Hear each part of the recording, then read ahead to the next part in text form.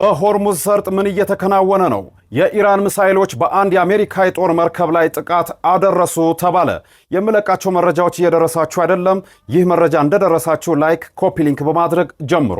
በሆርሙዝ የባህር ሰርጥ ላይ ከፍተኛ ወታደራዊ ውጥረት ነግሷል። የኢራኑ የፋርስ የዜና ወኪል ሁለት ሚሳኤሎች የአሜሪካንን የጦር መርከብ መትተዋል ሲል ዘግቧል። ጥቃቱ ተፈጸመ የተባለው ትራምፕ የፕሮጀክት ፍሪደም የተባለውን ዘመቻ በጀመሩበት ቅጽበት ነው። አሜሪካ 15000 ወታደሮችንና ከ100 በላይ አውሮፕላኖችን ወደ ቀጠናው እያሰባሰበች ባለችበት በዚህ ወቅት መሆኑ ጉዳዩን አሳሳቢ አድርጎታል። ነገር ግን እውነታው የትኛው ነው? በአንድ በኩል ኢራን መታው ስትል፣ በሌላ በኩል ደግሞ የአሜሪካ ባለስልጣናት ለአልጀዚራ በሰጡት መግለጫ ዘገባው የፈጠራ ወሬ ነው፣ ምንም አይነት ጥቃት አልደረሰም በማለት ጉዳዩን አሜሪካ አስተባብላለች።